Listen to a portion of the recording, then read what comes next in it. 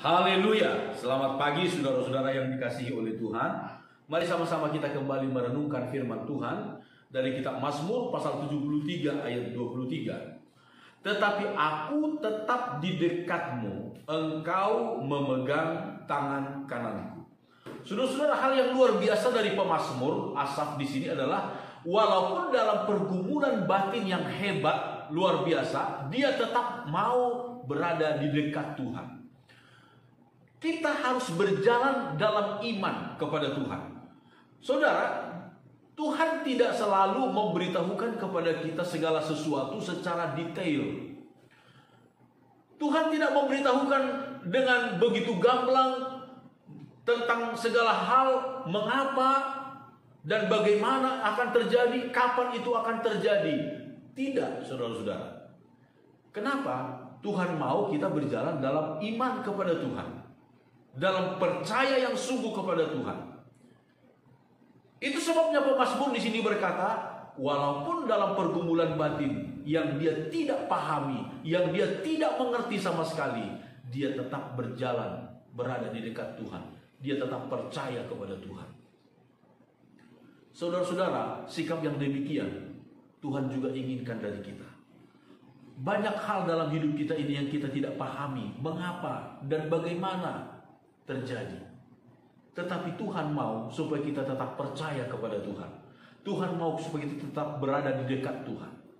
Ketika kita berada di dekat Tuhan, pemazmur berkata, tangan kananmu memegang tangan kananku. Tanganmu, engkau memegang tangan kananku. Saudara, ketika kita dituntun oleh Tuhan, dipegang, tangan kita dipegang oleh Tuhan, maka kita akan terhindar dari hal-hal yang buruk. Mari kita lihat dalam Mazmur yang lain, dalam pasal yang lain, ayat yang lain, Mazmur 73, sekarang Mazmur 37. Saudara-saudara, ayat 23, firman Tuhan berkata demikian. Tuhan menetapkan langkah-langkah orang yang hidupnya berkenan kepadanya. Apabila ia jatuh, tidaklah sampai tergeletak, sebab Tuhan menopang tangannya. Haleluya. Pemazmur Asaf, dia berkata, aku hampir tergelincir, tetapi tangan kanannya dipegang oleh Tuhan. Tuhan menetapkan, Tuhan mengokohkan, Tuhan mempersiapkan langkah demi langkah orang-orang yang percaya kepadanya.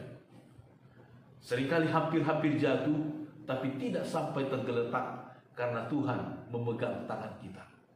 Tuhan yang menuntun kita. Saudara-saudara, ketika kita dituntun oleh Tuhan, kita melihat satu hal yang luar biasa disebutkan oleh Nabi Yesaya. Yesaya pasal yang ke-58, firman Tuhan berkata begini.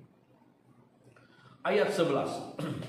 Tuhan akan menuntun engkau senantiasa, tuntunan Tuhan, dan akan memuaskan hatimu di tanah yang kering, dan akan membaharui kekuatanmu.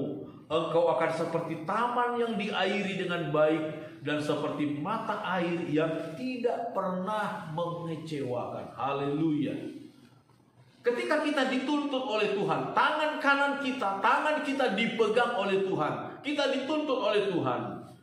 Disebutkan Tuhan sanggup memuaskan hati kita bahkan di tanah yang kering sekalipun. Tuhan memuaskan hasrat, kerinduan-kerinduan kita dengan kebaikan-kebaikannya. Justru di situasi yang kita anggap tanah yang kering, tanah yang gersang sekalipun, akan membaharui kekuatanmu, akan memulihkan kekuatanmu. Kita yang sudah lemah, lesu, mungkin kita hilang pengharapan, mungkin ada kekecewaan, tetapi karena kita tetap dekat Tuhan, saudara-saudara, Tuhan membaharui kekuatan kita, Tuhan memulihkan kekuatan kita. Engkau akan seperti taman yang diairi dengan baik, begitu indah, begitu subur, begitu menyenangkan dilihat oleh orang lain, luar biasa.